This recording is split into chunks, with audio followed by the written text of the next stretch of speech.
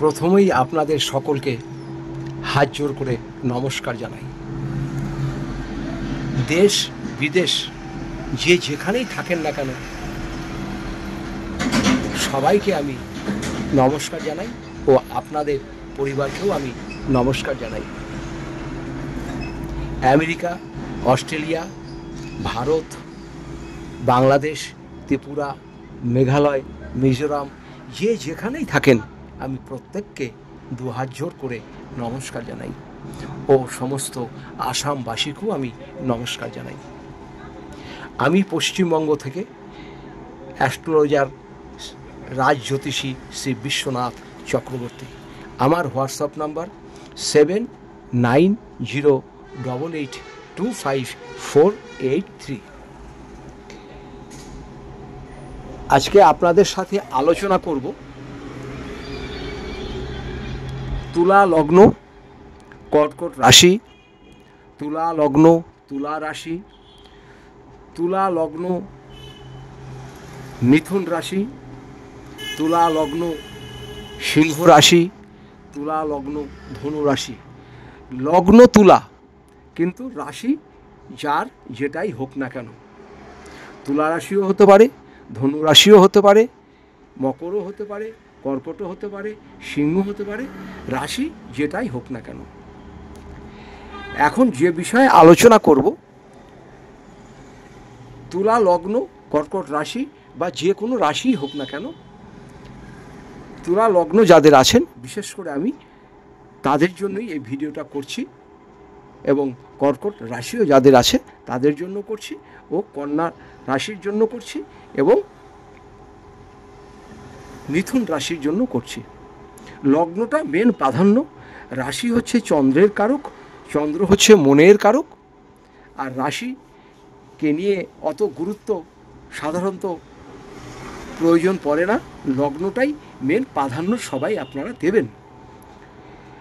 তো তুলা লগ্ন আপনারা বহু ভিডিও দেখবেন, তুলা লগ্নের 29 তারিখে রাজা হয়ে যাবে, 1 তারিখে রাজা হয়ে যাবে, 31 তারিখে রাজা হয়ে যাবে, বিরাট প্রাপ্তিযোগ, বিরাট বাড়ি, বিরাট গাড়ি, অমুক তমুক বহুত কিছু আপনারা শুনতে পাবেন এই ভিডিওতে। আজকে আপনাদের আমি যে ব্যাপারটাই বলবো সেটা আপনারা একটু গুরুত্ব দিয়ে ভালো করে সময় থাকলে শুনবেন। এমনিতেই তুলা লগ্ন হচ্ছে শুক্রের কারক। শুক্র তো আপনারা সবাই জানেন, ভাগ্য বিধাতা, ঐশ্বর্যের বিধাতা, গাড়ি বাড়ি সম্পত্তি সবই শুক্রের অবদান, আমরা কেউ অস্বীকার করতে পারি না। সৌন্দর্যর মাধুরী, যাদের তুলা লগ্ন আপনাদের যেমন হট করে অসুখ বিসুখে তেমন কাবু করতে পারবে না।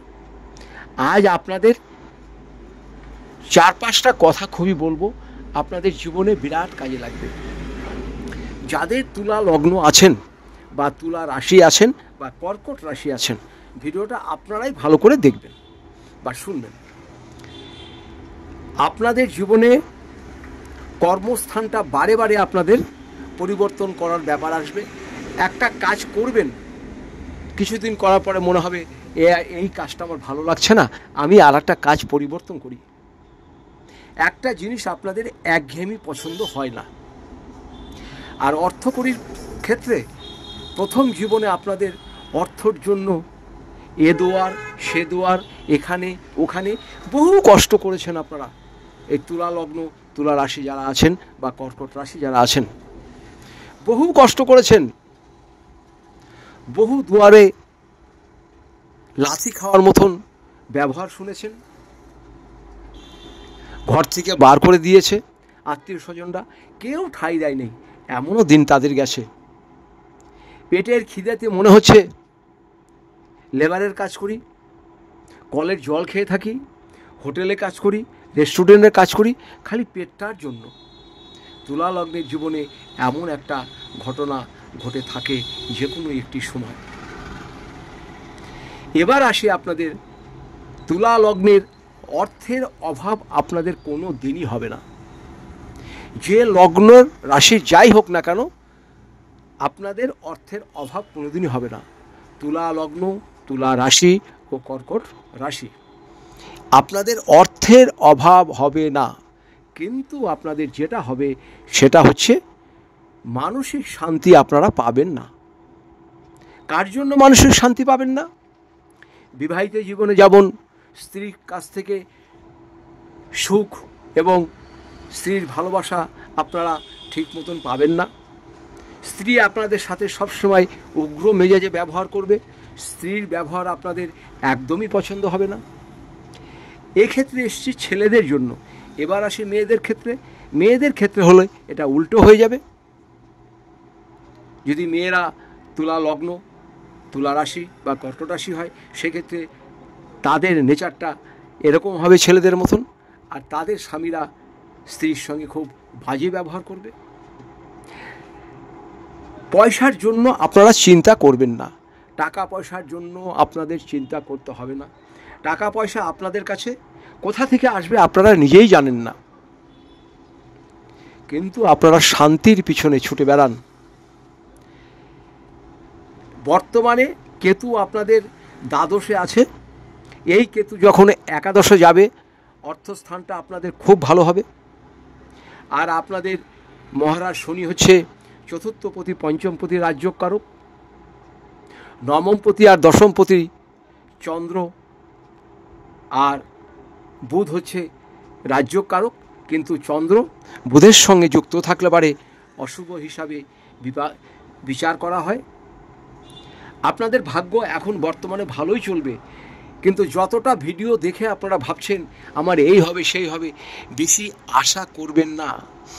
বিশেষ করে আপনারা জীবনে সব পাবেন করতে, বাড়ি হবে, গাড়ি হবে, ঐশ্বর্য হবে, জমি জামা, টাকা পয়সা, ব্যাংক ব্যালেন্স সব হবে, প্রেম ভালোবাসা সব হবে, একাধিক হবে। কিন্তু আপনারা যাদের পঞ্চম স্থানে রাহু আছে বা পঞ্চম স্থানে কিছুদিনই পরেই রাহু চলে আসবে, এই পঞ্চম স্থানে যখন রাহু আসবে আপনারা খালি অশান্তিতে পড়ে থাকবেন সন্তানকে নিয়ে। সন্তানের জ্বালা এত অত্যাচার করবে, এত অসুবিধা করবে যে আপনারা পদে পদে নাজেহাল হয়ে যাবেন আপনাদের সন্তান নিয়ে, পঞ্চমে যখনই রাহু চলে আসবে। সেক্ষেত্রে আপনাদের বলবো আপনারা ধীর স্থিরে চলবেন, যতটা পারবেন গৃহে কথা কম বলবেন, সবসময় জানবেন বোবার কোনো শত্রু নেই, একটু গম্ভীরে থাকবেন। আর একটাই দেবতাকে খালি ডাকবেন, তিনি হচ্ছে মা দক্ষিণা কালী। চতুর্থপতি এবং পঞ্চমপতি, চতুর্থপতি হচ্ছে গৃহ সুখ শান্তি, পঞ্চমপতি হচ্ছে সন্তান এবং বিদ্যা। তাই চতুর্থপতি এবং পঞ্চমপতিকে আপনারা সবসময় সম্মান করুন। কী করে সম্মান করবেন? শনিবার দিন নিরামিষ আহার করুন। একটু আপনাদের বাড়ির আশপাশে যদি গ্রহরাজের মন্দির থাকে, একটু কর্পূর জ্বালিয়ে আসুন বা একটি মোম জ্বালিয়ে আসুন। আর প্রতি শনিবার নিরামিষ খান, আর মা দক্ষিণা কালীর নাম করুন। একটাই দেবতা যিনি হচ্ছে আপনাদের সব দিকে রক্ষা করবে, তিনি হচ্ছেন শ্রী শ্রী মা দক্ষিণা কালী। আর যে কোনো কালী মন্দির থেকে, দক্ষিণা কালীর মন্দির থেকে যেখানেই হোক না কেন দক্ষিণা কালীর পুজো হয়, সেখান থেকে একটু মায়ের ঘটের জল এনে তার সঙ্গে গঙ্গা জল মিশিয়ে আপনার বাড়িতে চারদিকে ছিটিয়ে দিন, দেখবেন খানিকটা শান্তি পাবেন। আপনাদের একটাই খালি অশান্তিতে ভুগবেন সন্তান নিয়ে, সে কন্যাই হোক আর পুত্রই হোক, একটাই জিনিস, সেটা হচ্ছে সন্তান নিয়ে আপনারা শান্তি পাবেন না। এই পঞ্চমে যখনই রাহু চলে আসবে, তার আগে থেকেই মহারাজ শনিকে সম্মান করে যান। শুধু মহারাজ শনিকে ডাকুন, আর কাউকে ডাকতে হবে না, একটাই দেবতা শ্রী শ্রী মা দক্ষিণা কালী। এরপরে যদি মনে হয় আরও কিছু জানবেন, আরও কিছু প্রশ্ন আছে, আমি এখানে কুষ্টি করে থাকি, বিবাহের জটক বিচার করে থাকি, বাস্তু বিচার করে থাকি। যদি আপনাদের প্রয়োজন পড়ে তাহলে আপনারা আমার সাথে যোগাযোগ করবেন। সবাই ভালো থাকবেন, সবাই সুস্থ থাকবেন। এই ভিডিওটা করাতে যদি আমার কোনো কোথাও ভুল হয়ে থাকে, অন্যায় হয়ে থাকে, তাহলে আপনারা আমাকে ক্ষমা অবশ্যই করবেন। সবাই ভালো থাকবেন, সবাই নমস্কার নেবেন। আজ এখানেই শেষ করছি, প্রয়োজনে যোগাযোগ করবেন। নমস্কার, নমস্কার।